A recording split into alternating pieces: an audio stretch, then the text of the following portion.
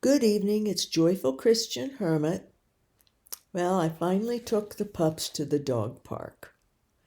They are so tuckered out, but they were so happy. I just couldn't take another day of guilt, so I pushed myself and did it. Praise be to God, I needed to. But I'm worn out myself, but still plucking along. So, um, anyway, I was glad that I had the energy and the determination within. For several nights, I've been praying. I say a prayer with the dogs at night when they're in their crates. Reach my hands in and put them on their little heads and say a prayer thanking Jesus for having those sweet little creatures and for all that they do to keep me pushed going to get up to feed them, take them out several times, and then I started praying to please give me the energy and the impetus, the extra inner push myself to take them to the dog park. And it seems strange, but I'm at the point where just anything extra is a major push. But I mowed the yard this afternoon, and I think that gave me extra oomph, even though I'm very, very tired, but it was mentally good and emotionally good. So it's always a reminder to us that even if we don't feel like doing something, and I don't know how I'll be tomorrow, maybe I overdid, we'll find out. But to push ourselves to accomplish something, and I find that mowing the yard, it has to be done. It's another thing that forces me to get out there. But pushing the mower is about the most comfortable for my back because you walk sort of at a slant. And it's not too terrible on the left knee either. It's just, I can push, I can hold on to something so my dizziness doesn't get to me. I don't feel like I'm going to fall because I'm holding on to that lawnmower, and I have a very lightweight one. It's the 6th year for the electric one. It's more than been paid for. After the first summer, it paid for itself because to hire someone to mow a yard is very costly here. So anyway, I think mowing and seeing it all done, seeing the grass all cut, it was an uplift mentally and emotionally, psychologically. And I thought, and the dogs were in here on the bed looking out. I opened the window. But Lovey has been really sort of down. He didn't even come to the window and hang his head out to watch.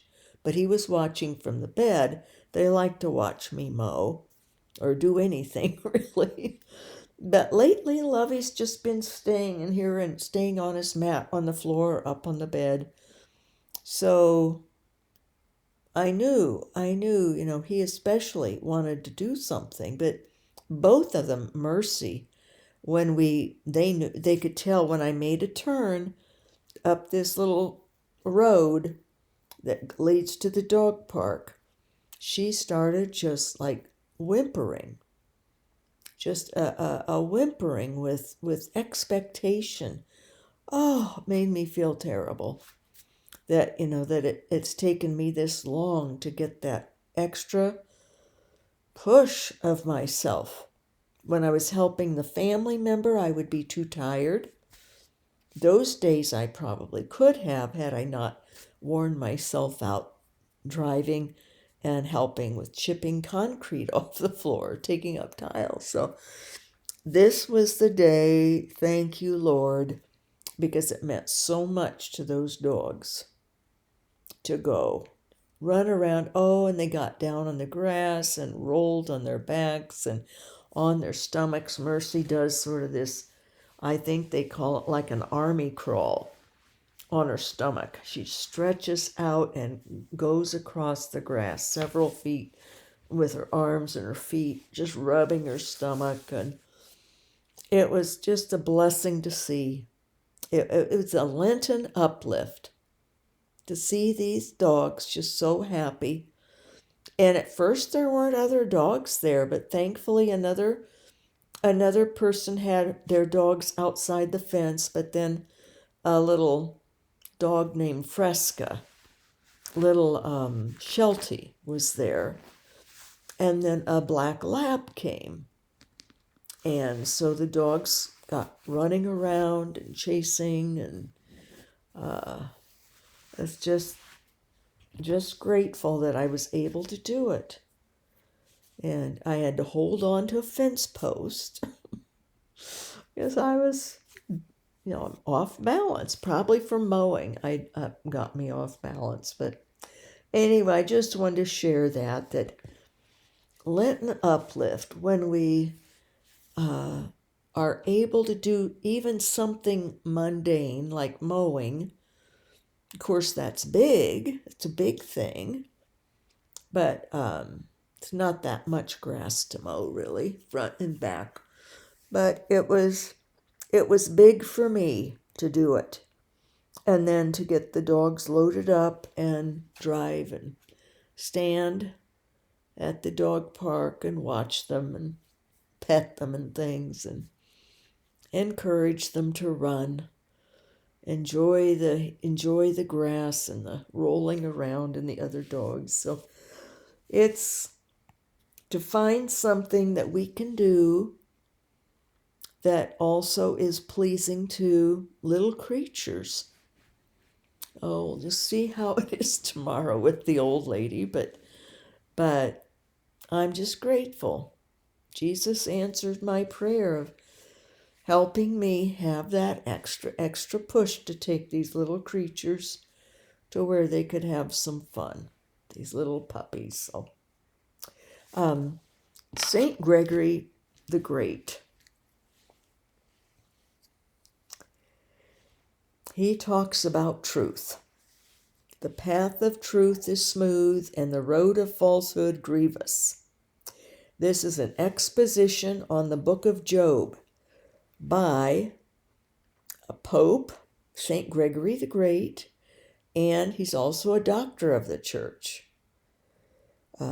He was in the 6th century, 540 to 604, lived 64 years. So, I'm going to read this. The path of truth is smooth, and the road of falsehood grievous. Trouble shall make him afraid, strait shall besiege him, as a king ready to the battle. In all that the wicked man does, he is hedged in with anguish and tribulation and straits, in that his soul is confounded with anxiety and misgiving. One man secretly longs to seize another's goods by force, and he toils and strains in the thoughts of his heart, that he may not be found out. Another man, forsaking truth, makes up his mind to tell a lie, that he may deceive the mind of those that hear him. But what great labor it is to guard with sufficient heed, that his deceit itself may not be found out. So, of course, in our time period, it's not so much taking, most people don't long to seize another person's property or money by force. We know we're going to get arrested. We'll be found out. Or, nowadays, people more do it by deception. They try to seize other people's anything, honor, positions, titles, awards, attention, get attention away from someone else, take away their honor if it's in a event or in a job situation or even in a family situation. it's not just items that people want. They want psychological aspects and attention given them, and positions and prestige and power. So they use deceit. But it's the same point that to figure out how to cleverly get what we want and not be found out. The lengths people go to try to cover over their tracks, to try to cover over their deceptions. And they even sometimes deceive themselves that other people won't figure it out. And a lot of times people don't figure it out. However, I just turned this the wrong way. I'll have to redo it, I think. Get this.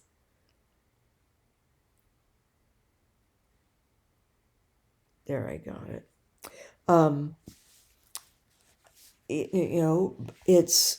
But then there's certain people that are perceptive and they figure it out, or they usually do eventually.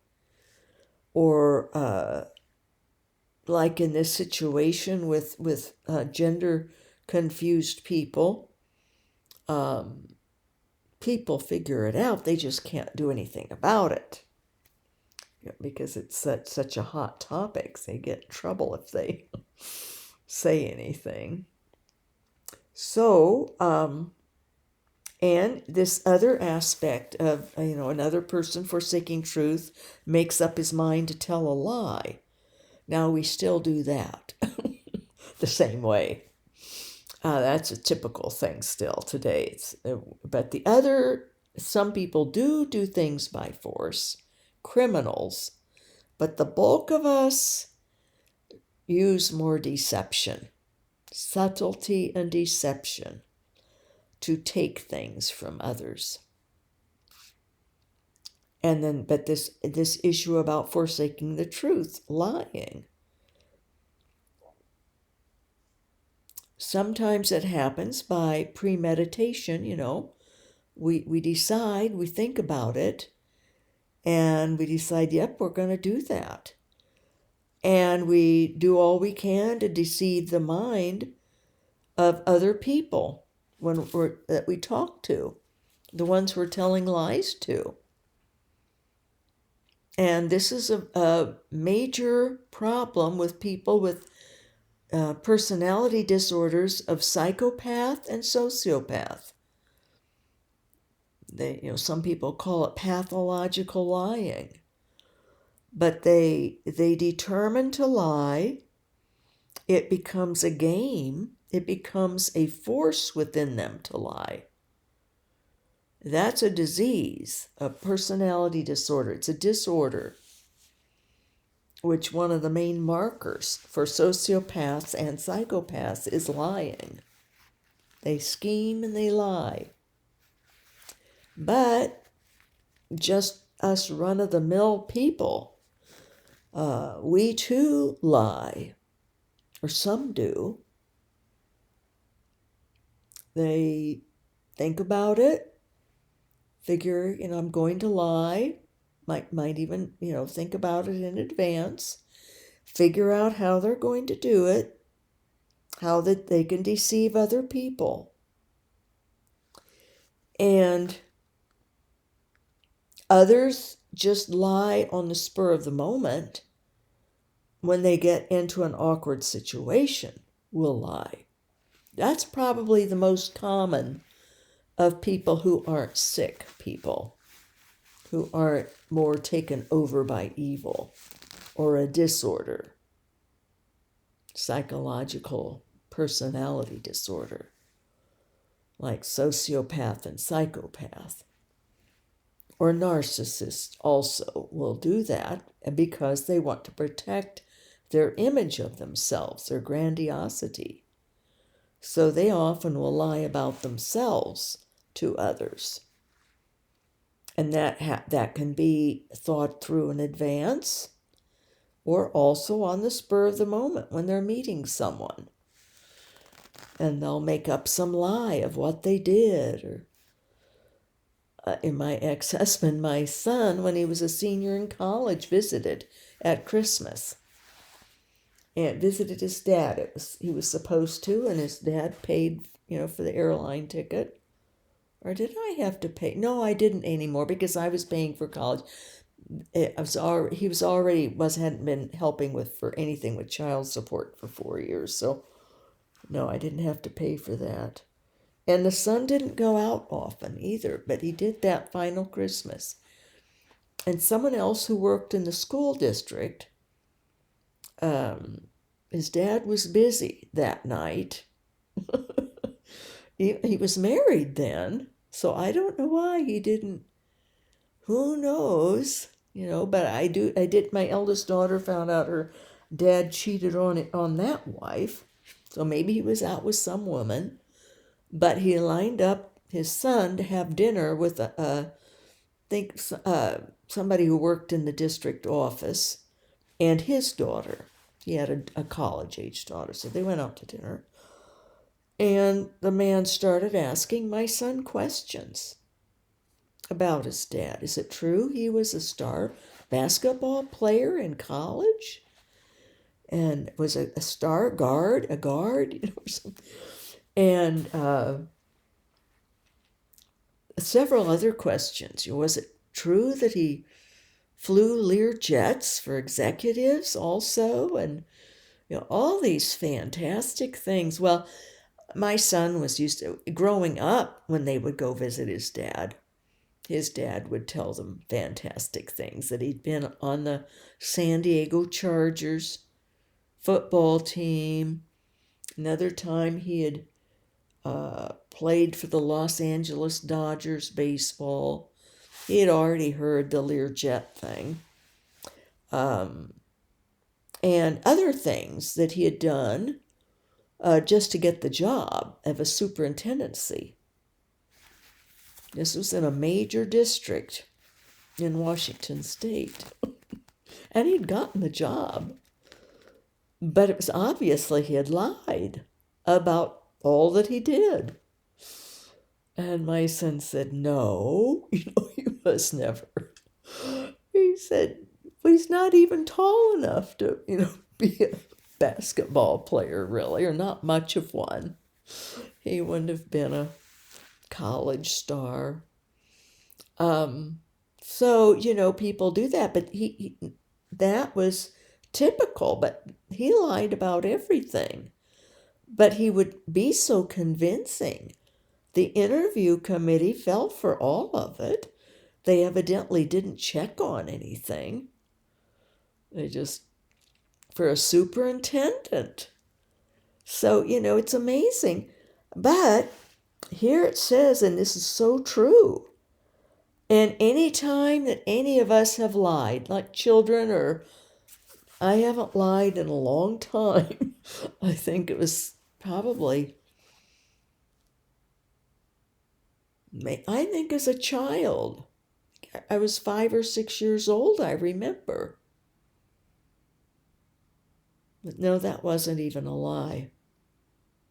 Well, I took advantage of a little neighbor child, though. I sold him a stone. It was a beautiful stone. I was selling stones. I was always having little shops and things, setting up something on the sidewalk. And this little boy paid me $0.25 for this stone that looked like a quartz, white and beautiful. And oh my goodness. And his mother, I think it was $0.25, or maybe a nickel. But anyway, that was a lot back then. And his mother sent him back and said, get your money back. And I wouldn't give him his money back. I said, all sales final. Or maybe he bought it for $0.25 and I gave him a nickel back. I don't know, but it was awful what I did. That was a deception. That would come under the first category. I took that child's $0.25. And Anyway, but with lying, they talk here about, just what happens then. What great labor it is to guard with sufficient heed, that the deceit itself may not be found out. And my ex-husband had nervous mannerisms. And I just figured it was something he was born with. And I really had to pray about before marrying him, could I cope with that? That he would get nervous. And I decided, yes, I could, that everybody has something. And he, there was some reason for it. He was born with that probably. No, I am sure it was all the deception that he had to keep track of, all his lies.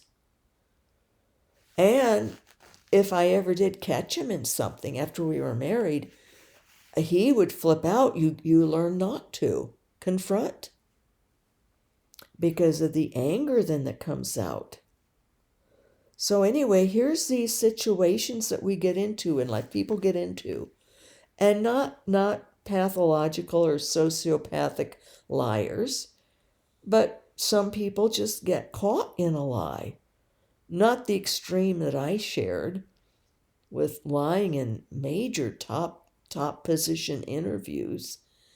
Just think the gall. But by then, I think he believed. I'd been divorced from him for quite a while then.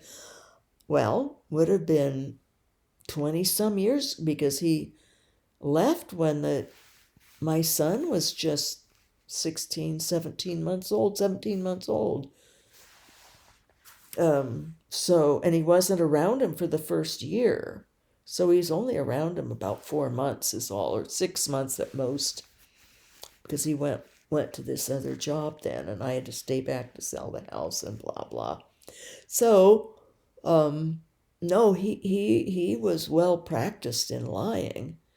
Probably started maybe as a child, junior high age, I'm assuming, at some point where he felt insecure.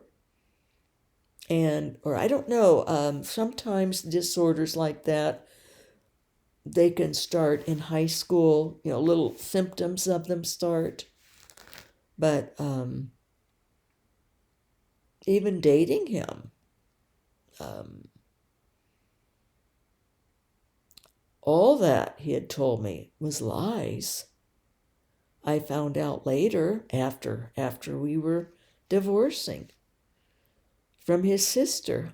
He would just lie about anything, where he grew up, even.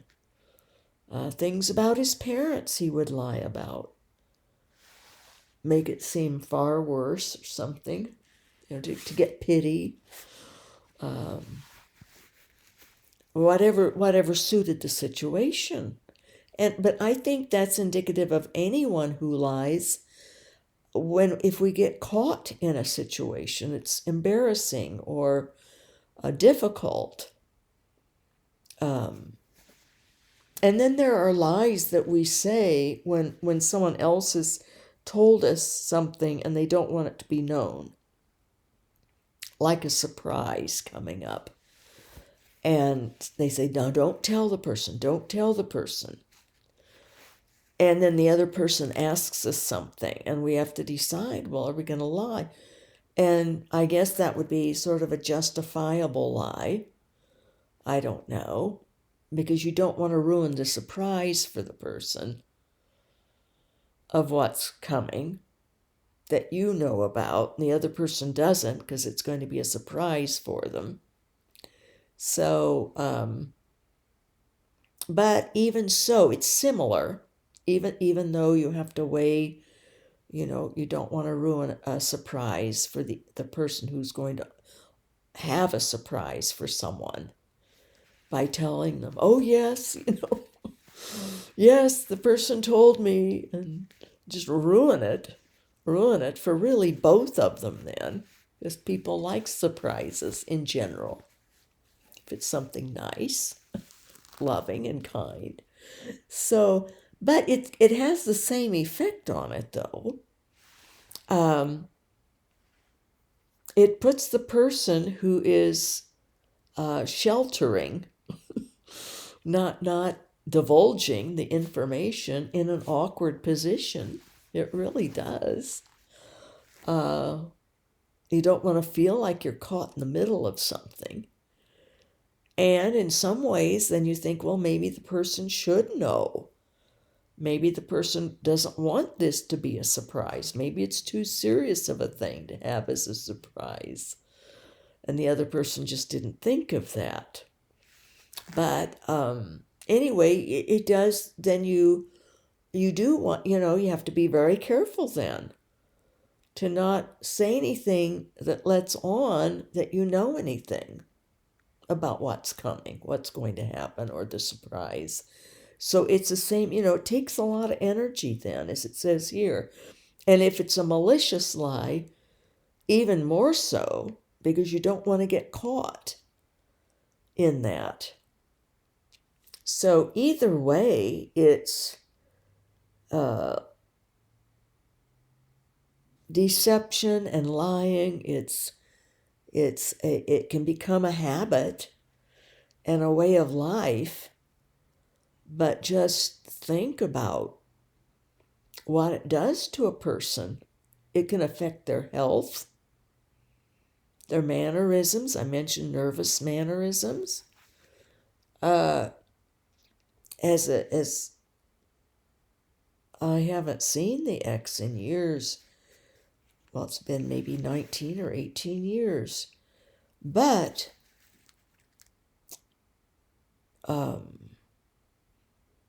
I noticed just even then, would have been in his maybe 50 or 52, but the wrinkles and the scrunching up of the forehead and stuff, and unusually so for someone that age, really unusual. And still the very nervous mannerisms. I guess it was at our daughter's, no, at the son's graduation. And I know, it would affect the outer appearance after a while, having to keep track, and all the energy expended on not wanting to be found out.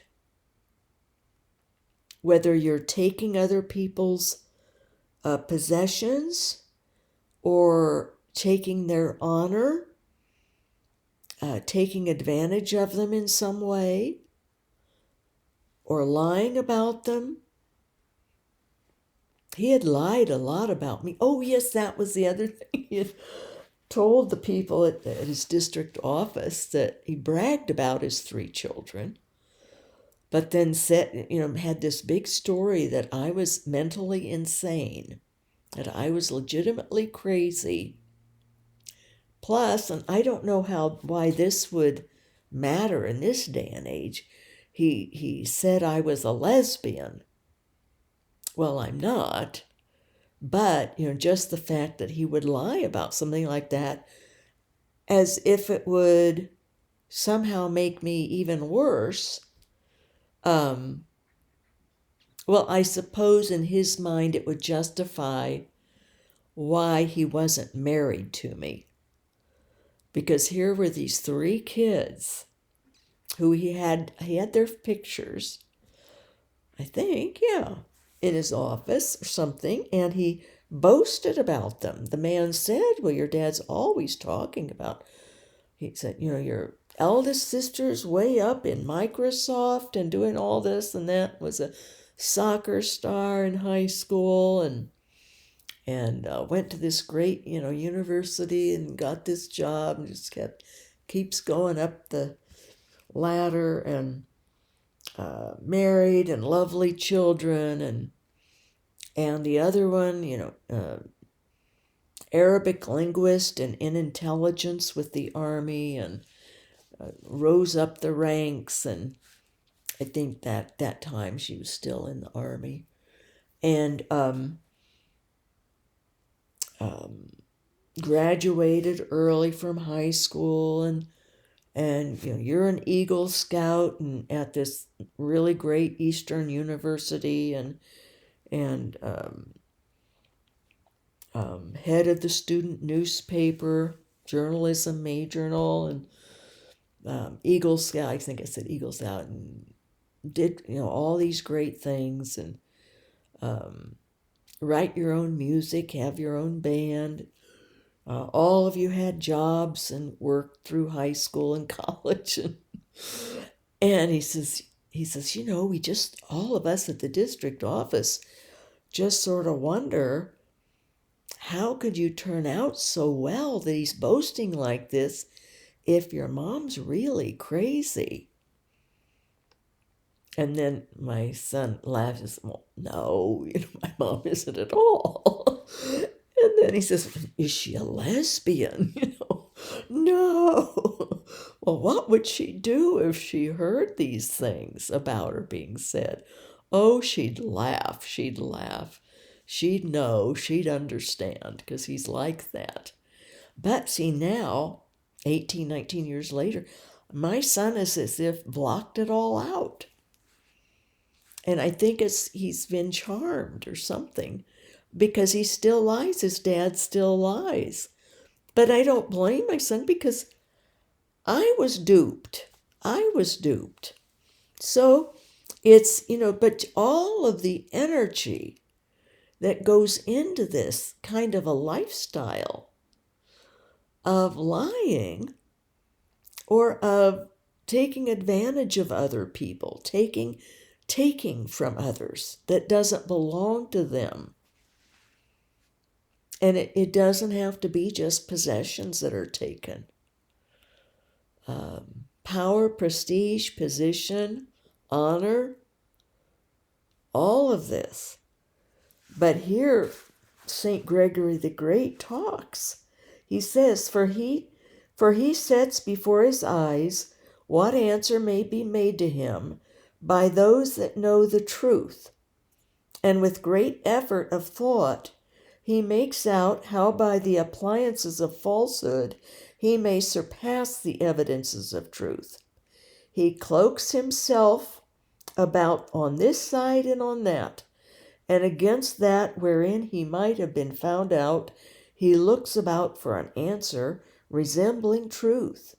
Whereas if he had been minded to tell the truth, assuredly he might have done it all without pains. So, in other words, in the language back in the 6th century was a little different, the way things are worded, their logic is put out, but we can understand this, how, a person who lies or who steals, and in fact takes things from others, no matter what it is, takes their feelings from them, hurts them, takes their trust away. I'm just thinking in terms of this example I'm giving. My trust was taken by this person, this man that I loved and had trusted. You don't expect someone to be like that. And he was so good at it all through dating and things that you don't know. It sounds strange. And even me, with my strong perceptions, intuitions, I would have them. I would say something and he would always have some reasonable sounding answer to explain, until later on, the last year, finally. And I pretty much was on to things before. And even with his stories, I had stopped paying that much attention. But I blocked it and buried it. But think what Pope St. Gregory the Great is saying here is all the energy it takes for someone like that to keep all their lies straight. Imagine keeping all the affairs straight, the women straight and to constantly be trying to cover over the tracks of what they had done. So the only thing I can figure is he must have had like a separate credit card, and had the bill sent to his office or to his school when I was married to him, when he was a teacher and a principal. And I'm extra itchy tonight from my arachnoiditis. Sorry, I feel like bugs are in my ears.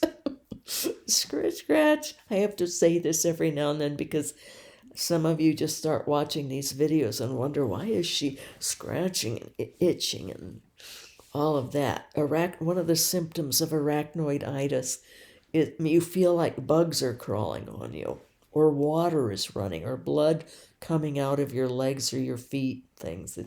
It's very annoying in that way, but I'm used to it.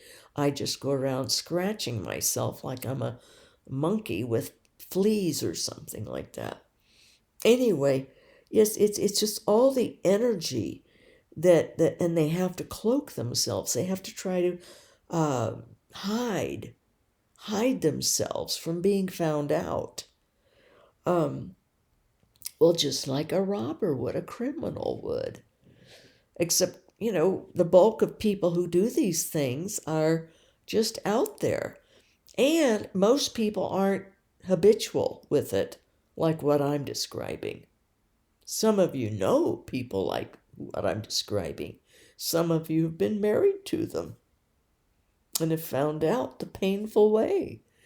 But others are just a now and then, or maybe even just once, one big bad one. And you spend the rest of your life hoping not to be found out.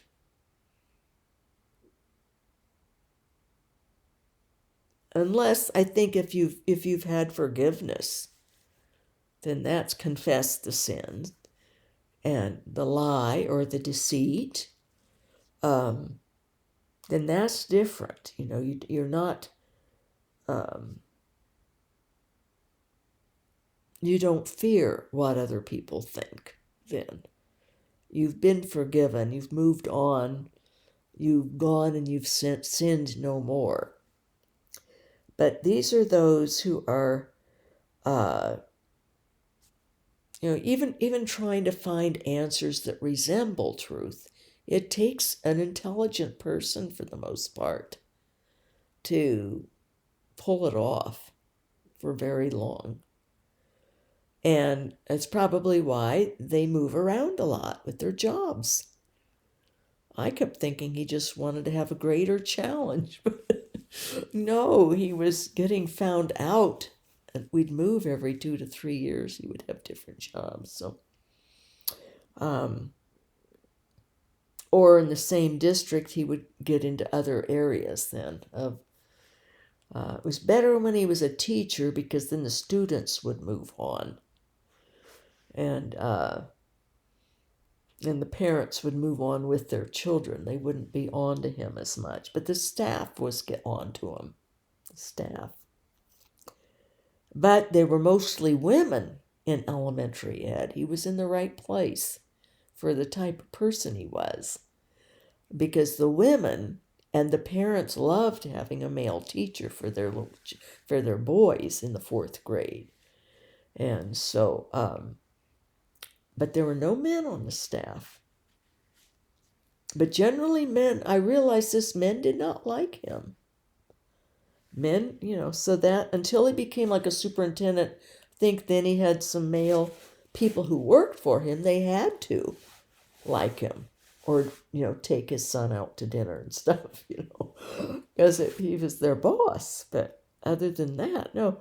So, but, just and looking about for answers that resemble the truth, keep thinking and keep it all straight in the mind. Did they tell the truth? What had they said to this person? What had they said to that? But then they develop this aspect that if they're confronted, they flip out, their anger.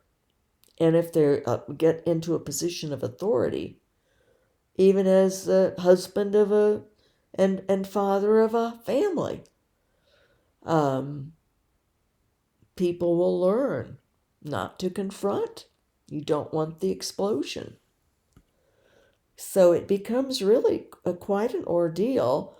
And this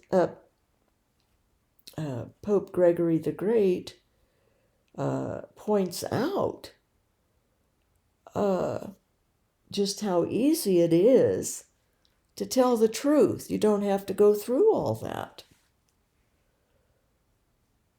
And then what happens later in life, I don't think they have any friends. The kids, his wife's children, they're all adult now. They left when they were 18 as soon as they could leave. And they moved back to where their dad was in another state. And they never visit. And their stepfather, my ex, is not allowed to visit them. They're all married with families. Maybe one isn't married. But if their mother ever wants to see them, she has to come alone to see them. They never visited again because he was abusive to them, physically, emotionally, and psychologically. And never got caught. Lied to the police and threatened the children and all. So my kids were there one time, and the police came. My daughter had called. I said, "You called me. What do we do? What would you do?" She said, "You need to call the police and tell the truth. Even if he threatens you, tell the truth. Tell the other children. Tell the truth. Don't be afraid." But they got afraid because his wife covered for him. Even though he was beating and slapping and kicking her 8-year-old boy who was screaming for his life from the bedroom. She stood outside the door. I asked my daughter, she was 14. She was the eldest. That's why she says, "I'm calling my mom. And I was back in the Midwest. They were out in Washington State, I think on some islands, or maybe still in California then, but I think still in California. But it was awful. And the police believed him, because he was a principal of a prestigious middle school then. And the wife backed it up. She obviously already knew not to confront what he said, his lies. And that, he never did any of that thing like that with my children. When I was with him, I would not have been outside the door. That was part of the issue. Is why, he got to the point where he realized I wasn't buying it. I didn't respect him. I didn't trust him. And and I was injured, so that was no fun so they get themselves into this big, and this is an extreme, but other people have it too. People like what I'm describing are out there quite a bit, actually. And it's not just men. It's women now, too, have these disorders. But just take it down to someone who lies now and then and how awful it is. They're more aware. They still have a conscience, but they're spending all this time and energy trying to cover their tracks or live with the guilt of having lied or of having taken something that didn't belong to them. And I remember something I did. And but it got to be embarrassing then. I worked at my aunt's fabric store, and I got it was a remnant. I was going to make a wall hanging. And I started it. It was on a slow afternoon, Sunday afternoon, not many customers. But I hadn't paid for it yet. And then I forgot. And my aunt found it and mailed it to me back when I was back in college, because I'd worked there just for one summer in college. And I was too embarrassed to send her the couple of bucks or whatever it would have been for that fabric that she mailed to me. You left this there. But I knew I hadn't paid for it. I'd forgotten about it. We got busy. And so, but it was maybe, might have been even 10 years later or something. I wrote her a note and told her about that and put $5 in to make up for it, inflation or whatever. Because it remained with me. I remembered that. When I was in college, I was too embarrassed to say that I was working on that and hadn't paid. Intended to, but hadn't, and then forgot. So, got excited about heading back to college or something. I don't know. What all.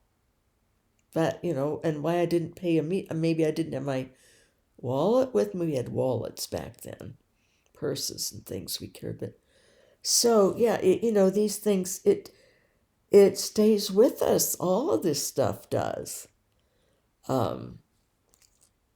So for the path of, he goes on to say, just think of how simple it is if we don't, or if we clear it up right away. For the path of truth is smooth, and the road of falsehood grievous.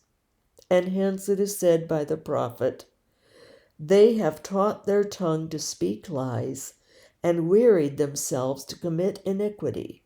It's from Jeremiah. The prophet Jeremiah said that. Therefore it is well said, trouble shall make him afraid, and straits besiege him. In that in himself he is undone in the toilsomeness of fear, who forsakes the way of truth.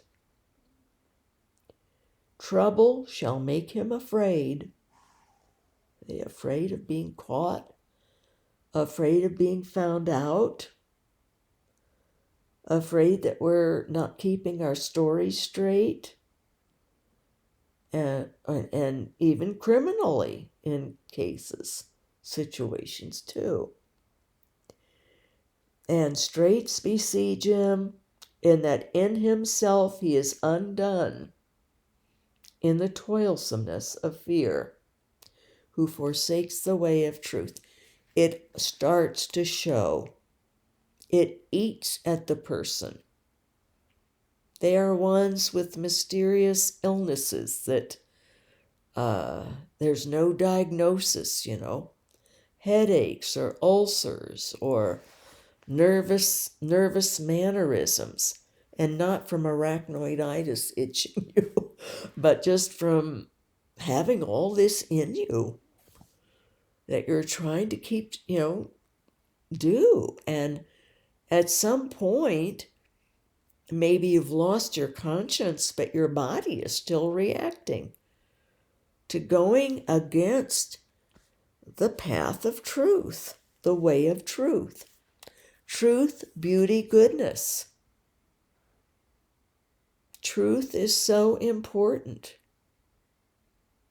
The ironic thing, the summer that I sent my aunt, it was, many years later, that $5, and wrote an apology note and said what I had done and how embarrassed I was. I wrote that too, and sorry that I was too embarrassed to have just sent the money in the mail back when I was in college, And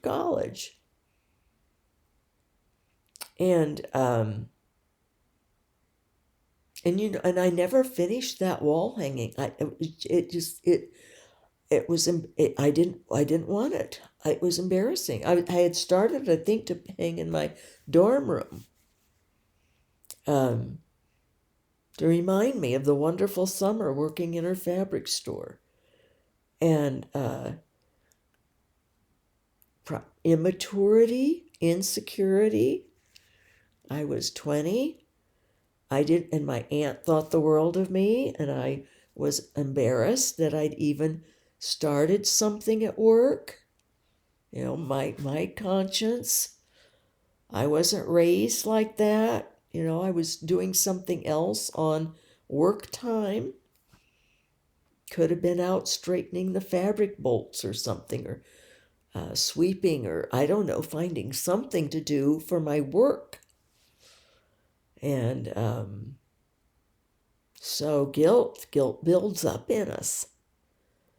But by then, my aunt was drinking a lot then. And I didn't realize, so she was getting early Alzheimer's or something. And she didn't even remember that I'd sent the note to her and the money. Because I wanted to say something to her in person also. She came to visit me one weekend. And she had a lake place that wasn't far from my hometown where I'd moved back to, and it was her hometown actually too. But she would come back from California to the Midwest to her lake place. Her husband had died even, and she came, and she says, well, I never got anything, but she was drinking a lot. So partly that, but partly, I think it was by the end of that summer, we realized she had Alzheimer's or something serious. So I didn't even get that satisfaction of owning. And you probably think I'm making a big deal out of something minor, but to me it was big. Because I don't put a lot of stock on it has to be a huge amount. It's the act, it's the deception, the wrong committed still. Wrong is wrong. Truth is truth. Right is right and wrong is wrong. So, and I was denied that, her even remembering that just like a month or 2 months before I had sent her the note explaining and apologizing and giving her the $5. So, anyway, it's interesting how, and I think I confessed that too. I think that was at the summer I was becoming Catholic. No, it was prior. But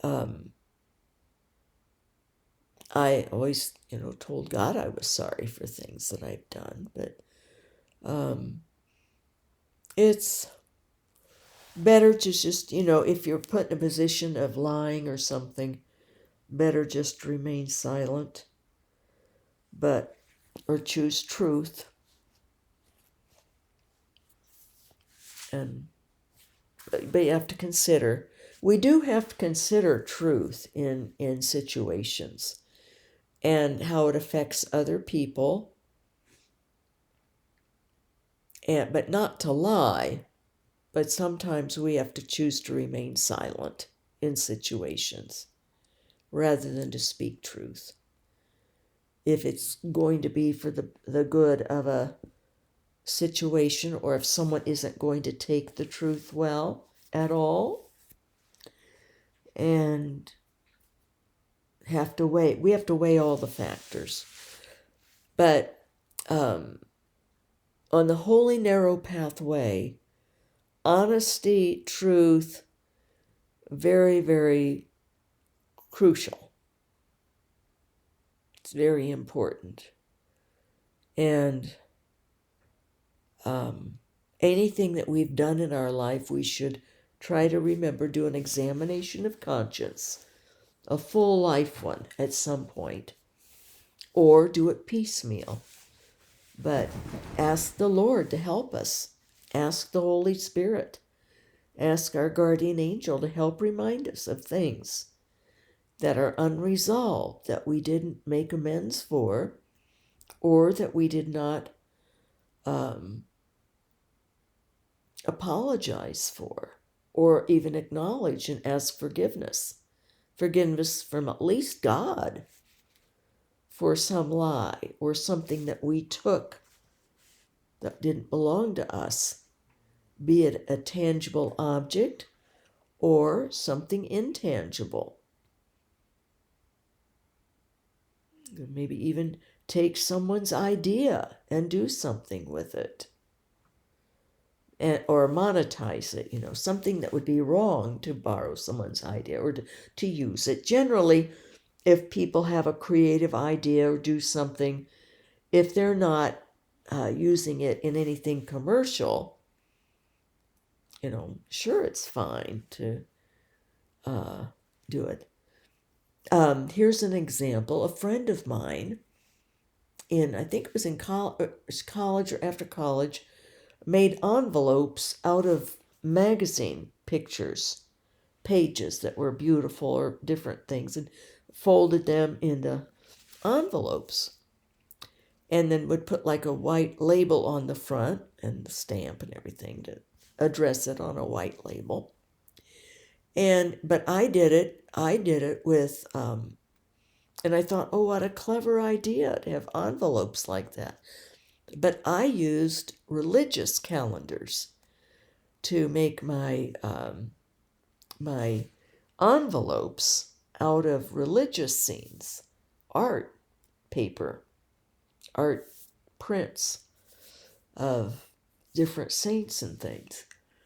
But the person who started that idea, or at least I think, I don't know, maybe someone in another part of the country had that idea to make their own envelopes. But I never asked the person's permission to use his idea. Mine was all religious scenes, and that person used, I think maybe National Geographic images and folded them into envelopes back when we sent a lot of letters. So I'm going way back. But, and I didn't think anything of it, that, it was a good idea. And I didn't know that my friend was the only one who had made those envelopes, and he probably wasn't the only one. But years later, he said something to me about it. Now, there's an instance where you're not really taking someone anything. He did not, it wasn't anything that he did to sell, or I'd received a letter from him in an envelope that he had made. And later on in life, I had another friend who made envelopes out of different colored cardstock, would fold them and glue them and design them. External, different types of paper. So, no, but so that wouldn't be taking an idea. But I did take it and use it, but it wasn't a wrong thing, because it wasn't copyrighted, it wasn't patented, it wasn't, So I'm trying to give examples of times where we discern, is this okay? Is this action okay? Do we need to ask the person permission? If it's that big of a deal. And making your own envelopes wasn't, I didn't think, but I think my friend was taken aback. Years later, he says, well, I did that. That was my idea. And I said, well, yes, it was. I loved it. It's great. I use religious art to make them. It's my witness. I still have lots of those envelopes. I'd mail them out. And it was, giving a witness to many people to see the religious art. So anyway, truth, it's necessary no matter what. And in kindness or whatever, when I use the idea of making my own envelopes using religious art, the envelopes that I would mail things in. It would have been nice of me. I should have written to this friend. We didn't have email back then either. And just said, do you mind if I make envelopes too from what you did? I like what you did. It never dawned on me that it would be, that he would feel like he hadn't gotten credit or something. So, just things like that. I think if we think through situations, in that case, I hadn't even thought of it as stealing. But maybe I should have thought a little more about it, and always try to do the considerate thing for others to avoid any situation that could be awkward then, to avoid someone thinking they took my idea. And it could have been because he got way away from religion and maybe didn't probably, what I used for my envelopes wouldn't have been what he would use. So I don't know if that entered in, but it was just a small thing. Anyway, he just made the comment, but and maybe just wanting recognition then, and I gave it to him and thanked him. I thought it was a great idea. Still do. So, in fact, I think later on, we came into a time period of colorful envelopes, that would have then a open spot for the address label and a return address. And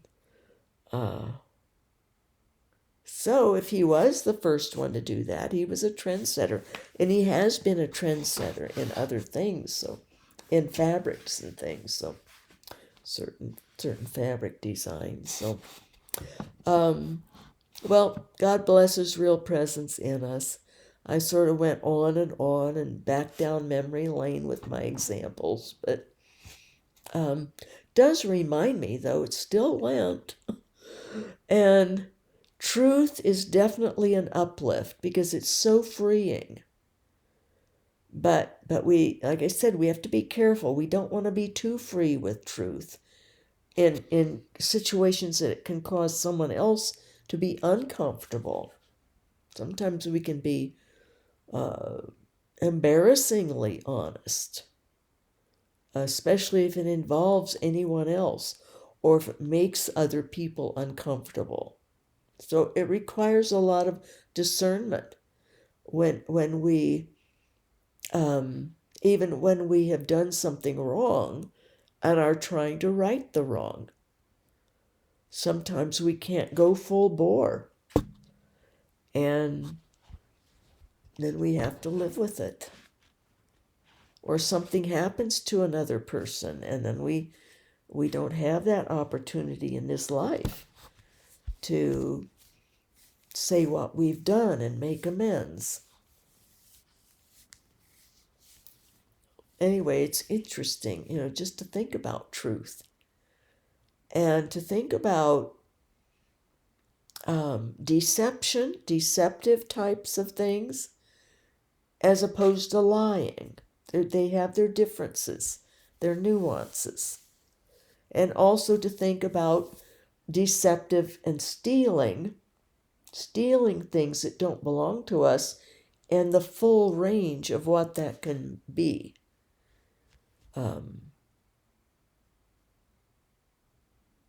We can steal, we can take someone's feelings even and cause damage. And take someone's sense of security. Take someone's trust and destroy it.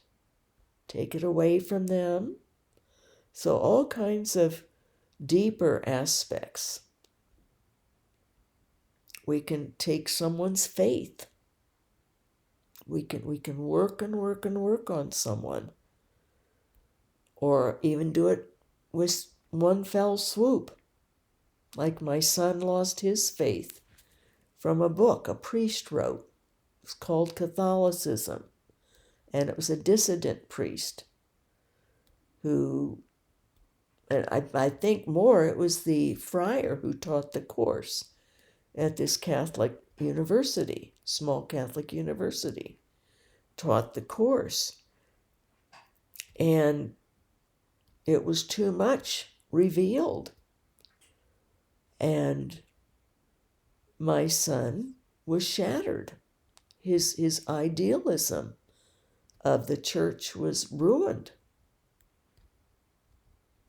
And he's never been the same since regarding the church, just more and more bitter and angry.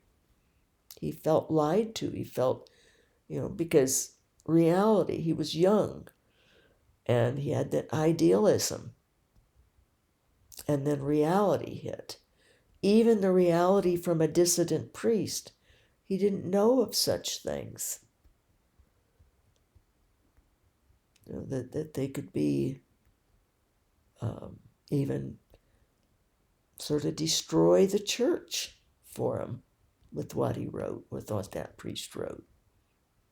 Distorted Catholicism, went at it politically and very temporally,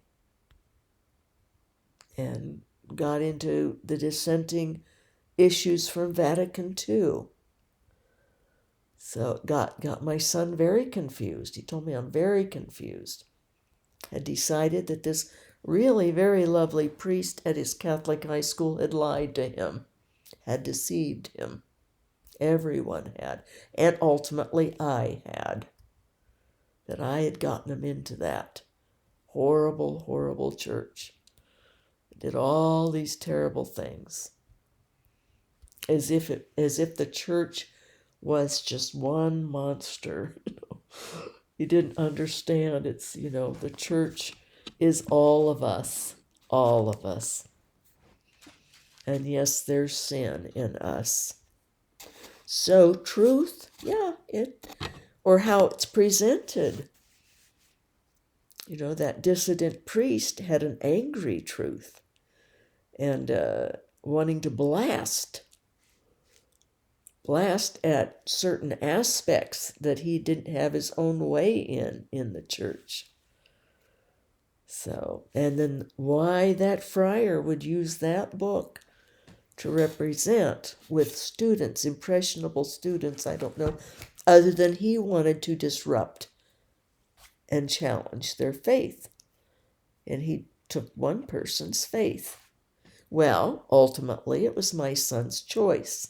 But, influence that adults have over people, and it's a theft then. It can be a theft.